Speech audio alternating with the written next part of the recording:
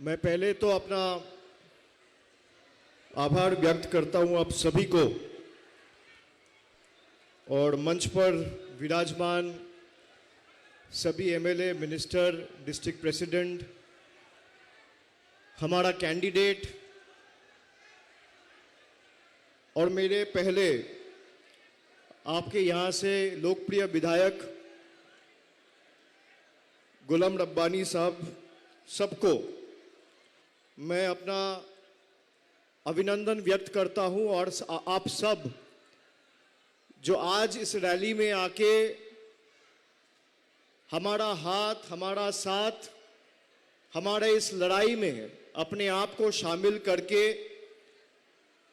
दीदी के साथ अपना लड़ाई में खुद को शामिल करके बंगाल का जो लड़ने का ताकत है, जज्बा है, जुनून है, उसको और मजबूत आप लोगों ने किया है। मैं आप सबका आभार व्यक्त करता हूं।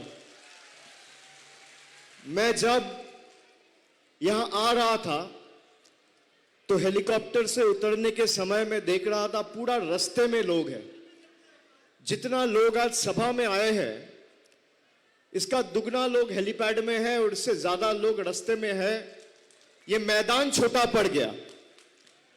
अगली बार जब मैं गोवालपुखुर में आऊंगा तो रब्बानी भाई को बोलूंगा कि बड़ा मैदान का इंतजाम करो। लोगों का जिस तरीके से प्यार मोहब्बत हम लोगों को आज मिला है, पहली बार रायगंज लोकसभा से तृणमूल कांग्रेस की उम्मीदवार जीतने जा रहा है। मैं आप सबको नमन करता हूं, प्रणाम करता हूं। इतने दिन से यहां पे कांग्रेस का सांसद रहा, 2014 साल तक, 2014 तक। उसके बाद सीपीएम का सांसद रहा 5 साल। पिछला चुनाव में 2019 में हमारे यहां से उम्मीदवार वो जीत जाते। खाली लोगों को गुमराह करके सीपीएम और कांग्रेस ने, मोहम्मद सलीम ने 1,83,000 वोट काटे और कांग्रेस की तरफ से दीपा दासमुंशी 83,000 वोट काटे। आप मिला दो 83,000 और 1,83,000, दोनों मिला के 2,66,000 होता है। ये वोट अगर तृणमूल के पास आता तो तृणमूल का सांसद रायगंज को मिलता। लेकिन दुख की बात यह है कि लोगों को गुमराह करके यहां पे सीपीएम और कांग्रेस के उम्मीदवार 2019 में बीजेपी का हाथ मजबूत किया है। बीजेपी का तरफ से जो जीता, जो सांसद बना, 5 साल आप आम नागरिक का बात छोड़ दो, रायगंज लोकसभा का आम आदमी का बात छोड़ दो, मां बहन भाई बंधु का बात छोड़ दो, कोई बीजेपी का नेता भी उसको देखा नहीं 5 साल। अभी वो चली गई दक्षिण कलकत्ता में लड़ने के लिए। उसको करारा जवाब दक्षिण कलकत्ता में मिलेगा, आप निश्चित रहो। लेकिन मैं आपसे पूछना चाहता हूं, आने वाला 26 तारीख, आज 20 तारीख हो गया और 6 दिन का बात है भाई। 2 नंबर बटन इतनी तेज और इतना जोर दबाना है कि झटका जाके सीधा दिल्ली में लगे। भूकंप दिल्ली में आना चाहिए। जो हमेशा बंटवारे की बात करे, जो हमेशा हिंदू को मुसलमान और मुसलमान को हिंदू से लड़ाए, दंगा फसाद में लगे रहे, आने वाला 26 तारीख मोदी कहता है 400 पार, मैं कहता हूं 400 पार नहीं, 440 का झटका लगना चाहिए। 4 जून को लगना चाहिए कि नहीं लगना चाहिए? लगना चाहिए कि नहीं लगना चाहिए? जो आपका वोट लेके आपके ऊपर जुल्म अत्याचार करे, उनको सबक मिलनी चाहिए कि नहीं मिलनी चाहिए? मिलनी चाहिए कि नहीं मिलनी चाहिए? आप मुझे बताइए, 5 साल में बीजेपी का सांसद, खुद 2 साल मंत्री रहे, 5 पैसे की काम दिल्ली से गोवालपुर के लिए, इस्लामपुर के लिए, चाकुलिया के लिए, कालियागंज के लिए, रायगंज के लिए, हेमताबाद के लिए लाए क्या? लाए क्या? उनको अब देखे क्या? देखे, मैं आपको कहता हूं, कल पहली चरण का चुनाव था, आपने देखा? कुछ बिहार में चुनाव हुआ, अलीपुरद्वार में चुनाव हुआ और जलपाईगुड़ी में चुनाव हुआ। बांग्ला विरोधियों का गढ़ में कल कुछ बिहार, अलीपुरद्वार और जलपाईगुड़ी की मां, भाई, बहनें बंगाल विरोधियों के खिलाफ सर्जिकल स्ट्राइक किया है, इनका गढ़ में घुस के। 26 तारीख मौका आपका है, जो जिस भाषा में समझे उसी भाषा में जवाब देना चाहिए। देश का प्रधानमंत्री मन की बात करता है रेडियो में, कभी आपसे आके 5 साल में बीजेपी, कांग्रेस, सीपीएम का एक नेता पूछा कि आपको मकान मिला या नहीं, आपका परिवार में कोई दिक्कत है या नहीं, खाना मिल रहा है या नहीं? जब कोविड हुआ, लॉकडाउन हुआ, कितने भाई बाहर फंसे हुए थे। कोई यहां का एमपी हो या बीजेपी का, सीपीएम का, कांग्रेस का कोई नेता हो, एक बार फोन करके दूसरे राज्यों से हमारी मां बहन जो बाहर काम करते हैं और लॉकडाउन के कारण जो फंस गई थी, उनको वापस लाने के लिए एक भी कदम उठाया क्या? नहीं उठाया। उठाया? मैं आपको कहता हूं, इस देश में 1600 पॉलिटिकल पार्टी है। कितना पार्टी है? 1600। एक पार्टी जिससे अगर भारतीय जनता पार्टी लड़ता है वो है तृणमूल कांग्रेस। ये इसलिए है क्योंकि लाख कोशिश करने के बावजूद हम इनसे डरे नहीं, इनके आगे झुके नहीं।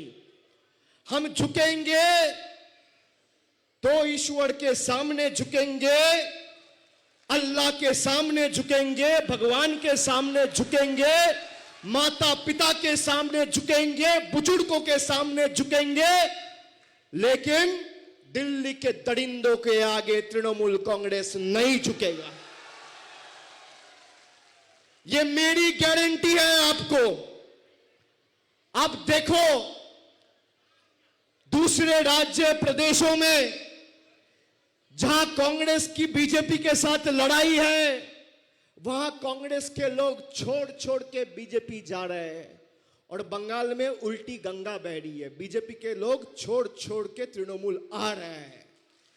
इसीलिए मैं कहता हूं, उनको जिस भाषा में समझ में आए उस भाषा में जवाब देना हम जानते हैं। आपको अगर तोड़ने, मरोड़ने और पार्टी तोड़ने की राजनीति समझ में आती है तो तृणमूल को भी समझ में आती है। आप तृणमूल को कमजोर मत समझिए। हमने कृष्ण कल्याणी को खड़ा किया क्योंकि ये बीजेपी से आया, संग संग इसका घर में आईटी रेड हुआ। 2 दिन तक इनकम टैक्स का रेड चला, फिर भी ये झुके नहीं, ये लड़ता रहे। जो आदमी आपका प्यार, भरोसा लेके आने वाला दिन इन दरिंदों के साथ लड़ता है, उनको जनता का प्रतिनिधि बनना चाहिए कि नहीं बनना चाहिए? बनना चाहिए कि नहीं बनना चाहिए? अब देखो, वो बीजेपी छोड़ के तृणमूल में आया, संग संग उसका घर में इनकम टैक्स पहुंच गया। और जिन लोगों को भाई कैमरा में पैसा लेते हुए लोग देख रहे हैं, वो घर में बैठे हुए हैं, वो घर में बैठे हुए हैं। मैं इसीलिए आपको कहता हूं, आने वाला 26 तारीख आपका समय है। कहावत है, 100 सोनार की 1 लोहार की। 5 साल आपके साथ जुल्म, अत्याचार, गद्दारी, बेईमानी, ये बीजेपी, कांग्रेस और सीपीएम के बंगाल के लोग करते रहे कि नहीं करते रहे? अब 26 तारीख आपका समय है, इसलिए कह रहा हूं खाली तृणमूल को जिताने से बात नहीं बनेगी। और मैं ये गुलाम रब्बानी भाई को भी कहता हूं, वो बड़े फकर से कह रहे थे कि मैं 70,000 से जीता हूं। आपका मार्जिन भी इस बार गोपालपुर का लोग समर्थन देके उससे ज्यादा मार्जिन से तृणमूल का प्रार्थी और कृष्ण कल्याणी को जिता के बीजेपी को सबक सिखाने वाले हैं। क्या सिखाएंगे कि नहीं सिखाएंगे? बीजेपी के नेता कहते हैं हम एनआरसी करेंगे। मैं कहता हूं भाई, आपका हिम्मत है तो बंगाल में करके दिखाइए। जब तक हम बैठे हैं, खड़े हैं, कोई बंगाल का एक आदमी में एक बंटवारा नहीं कर सकता। किराएदार है, जाकी मकान थोड़ी है। मैं क्यों कह रहा हूं ये बात? आप तृणमूल को जिताए हैं बंगाल में, भाई हम सरकार सत्ते में आए हैं आपका काम करने के लिए। मालिक आप हुए, किराएदार तृणमूल हुआ। उसी तरीके से पूरा देश में मालिक जनता है। मैं समझ लिया बीजेपी सत्ते में है, केंद्र की सरकार चला रहे, मालिक आप नहीं हो, किरायादार हो। मालिक जनता है, जनार्दन है। मैं इसलिए कह रहा हूं किरायादार है, जाति मकान थोड़ी है। किराएदार है, जाति मकान थोड़ी है। सभी का खून है इस मिट्टी में शामिल, हिंदू, मुसलमान, सिख, ईसाई। किराएदार है, जाति मकान थोड़ी है। सभी का खून है इस मिट्टी में शामिल, हिंदुस्तान किसी का बाप का थोड़ी है। भाई ये देश हमारा है, जितना मेरा अधिकार है उतना आपका भी अधिकार है।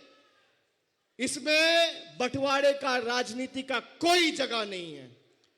जो सोचता है हम बांट के, बंटवारा करके, लोगों को गुमराह करके, भाई को भाई से लड़ा के, दंगा फसाद करा के जोर जबरदस्ती सत्ता में आएंगे, उनका यह सपना अधूरा ही रह जाएगा।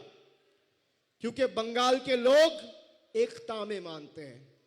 मैं आपको कह रहा हूं कि कल जो चुनाव हुआ, सभी सीटों में तृणमूल की उम्मीदवार जीतने जा रही है। आने वाला 26 तारीख आपका समय है, एक ही बार मिलेगा, फिर पता नहीं ये लोग देश में अगर जीत गए तो चुनाव करने देगा या नहीं। आपका अधिकार समझने के लिए आपको मौका मिला है 26 तारीख को। इस वोट में खाली सांसद नहीं चुना जाएगा, यह वोट आपका तय करेगा देश में 2027 में राष्ट्रपति कौन होगा। आपका अधिकार आपको आने वाला समय में मिलेगा या नहीं।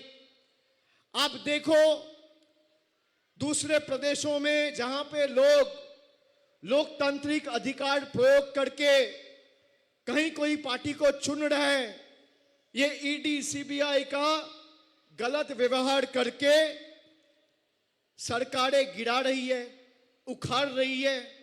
इसीलिए आने वाला दिन ऐसे वोट देना है कि 5 साल का गद्दारी, बेईमानी का जवाब इन लोगों को मिलना चाहिए। मैं आपको कहता हूं, मैं आज यहां पे आया हूं, इसके बाद मैं इटाहार जाऊंगा। मैं नवजोहार के समय भी उत्तर दिनाजपुर में 3 रात बिताए थे। मैंने बोला था पंचायत में आप जिसको उम्मीदवार बनाना चाहते हो, हम लोग उसी को उम्मीदवार बनाएंगे। आपका सजेशन, आपका जो भी सुझाव थे, हम वो सुझाव लिए और उम्मीदवारों को पंचायत में खड़ा किया। आपने एक तरफा तृणमूल को जिताया। इस बार रायगंज लोकसभा से 3 लाख वोट से कृष्ण कल्याणी को जिताना है। और मैं आपको वादा करके जाता हूं कि यहां के विकास और तरक्की का जिम्मेदारी मैं अपना कंधे में आज आप सबके सामने उठा के लेके जा रहा हूं। कुछ भी चाहिए होगा, हमारी मामाटी मानुष, बंगाल की सरकार, दीदी की सरकार, तृणमूल की सरकार करेंगे। आवास के लिए 3 साल से आप लोगों ने अप्लाई किया। सिलीगुड़ी में प्रधानमंत्री ने सभा करके बोला था कि आवास में केंद्र की सरकार राज्य को हजार करोड़ रुपया दिया है। मैं प्रधानमंत्री को हाथ जोड़ करके निवेदन किया कि अगली बार आप जब बंगाल में आइएगा तब हाथ में एक कागज लेके आइएगा कि पैसा आपने 3 साल में कितना दिया।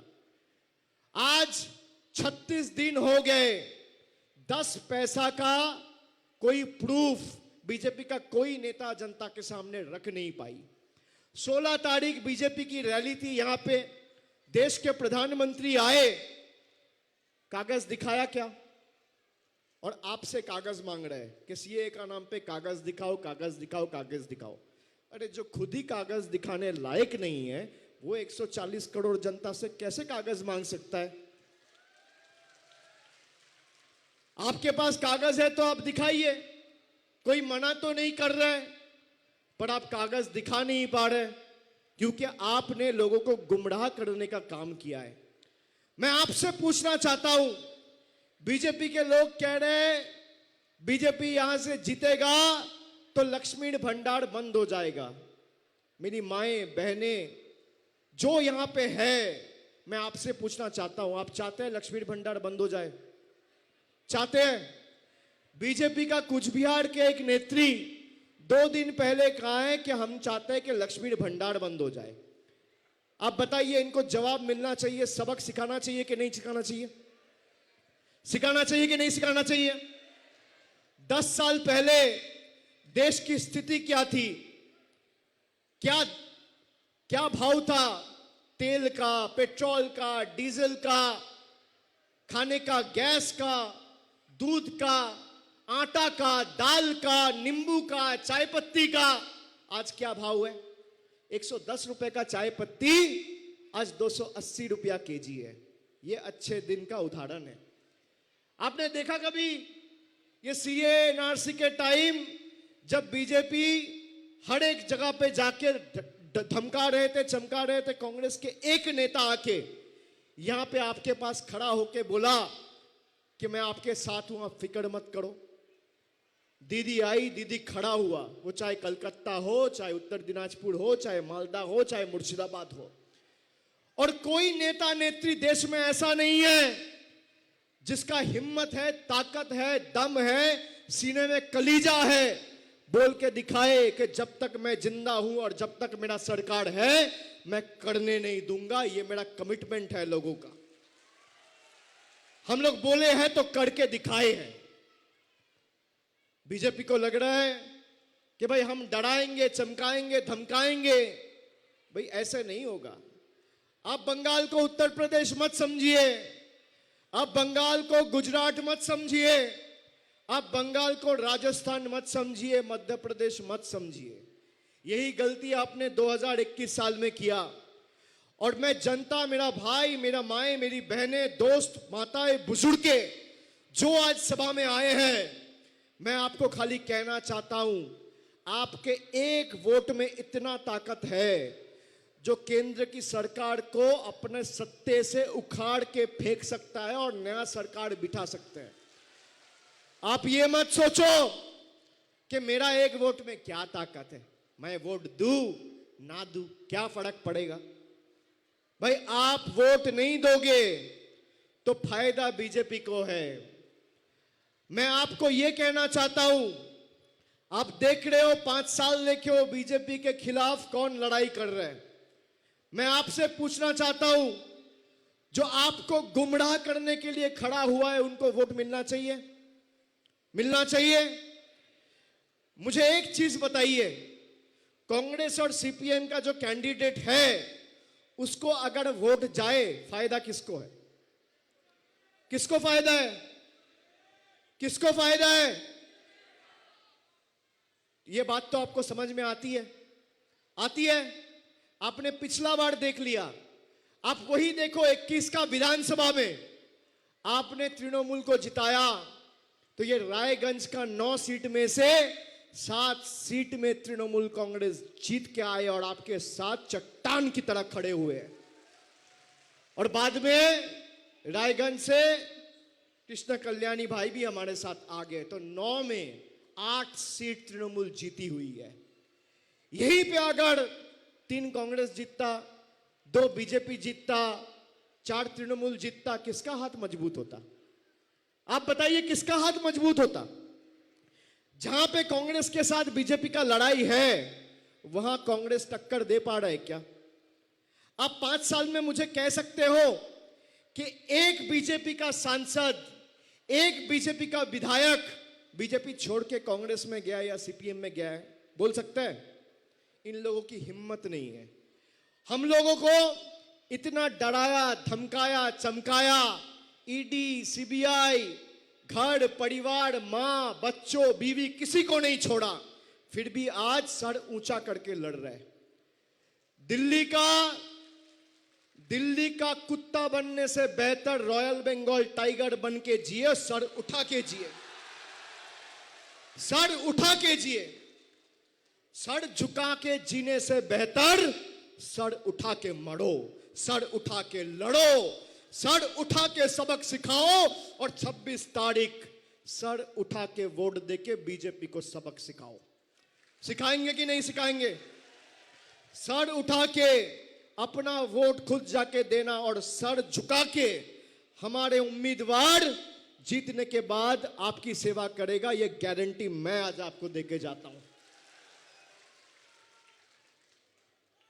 2 शब्द कह के, गर्मी बहुत हो रही है, 3 बजने को आ रहा है, आप लोग 12 बजे से मुझे फोटो मिल रहे हैं व्हाट्सएप में, मैं देख रहा हूं, सब आके बैठे हुए हैं। आप 3 लाख वोट से जिताइए। अभी अप्रैल का 20 तारीख है, मैं जून में 4 तारीख को रिजल्ट निकलेगा, जून में यहां पे आऊंगा आप लोग के साथ चुनाव का जीत का नतीजा मनाने, आप लोगों के साथ कंधे में कंधा मिला के यहां पे विजय रैली निकालूंगा। मैं आप सबको बोल के जाता हूं, लेकिन सब ठान लीजिए, अपना मन बना के एकदम ठान के आने वाला 26 तारीख, चाहे कुछ भी हो, गर्मी थोड़ा ज्यादा पड़े, फिर भी ये समझ लेना कि 5 साल के बाद मुझे ये मौका नहीं मिलेगा, ये एक ही बार मिल रहा है। मैं 4 बात कह के आज का सभा समाप्त करूंगा। है अंधेरा बहुत, है अंधेरा बहुत, सूरज निकलना चाहिए। है अंधेरा बहुत, सूरज निकलना चाहिए। अब कुछ भी हो, मौसम बदलना चाहिए। है अंधेरा बहुत, सूरज निकलना चाहिए। अब कुछ भी हो, मौसम बदलना चाहिए। जो एक भाई को एक भाई से लड़ाए और हिंदू को मुसलमान से लड़ाए, उन विरोधियों का अब धूमधाम से 4 तारीख जनाजा निकलना चाहिए। सबको एक बार धन्यवाद कह के, सबको हाथ जोड़ के प्रणाम करके आज सभा यहीं समाप्त करके मैं अपना वाणी को विराम देता हूं। जय हिंद, वंदे मातरम। जोर से बोलिए जय बांग्ला, जय बांग्ला, जय बांग्ला, जय बांग्ला, जय बांग्ला, जय बांग्ला, जय बांग्ला। दोनों हाथ उठा के, दोनों हाथ उठा के, गले में जितनी ताकत है, आवाज है, भाई दिल्ली हिलना चाहिए ना, हिलाएंगे कि नहीं? चलिए तेज बोलिए, जोर से बोलिए, जय बांग्ला, जय बांग्ला, जय बांग्ला, जय बांग्ला, जय बांग्ला, जय बांग्ला, जय बांग्ला, जय बांग्ला, जय बांग्ला, जय बांग्ला। অনেক অনেক ধন্যবাদ, নমস্কার।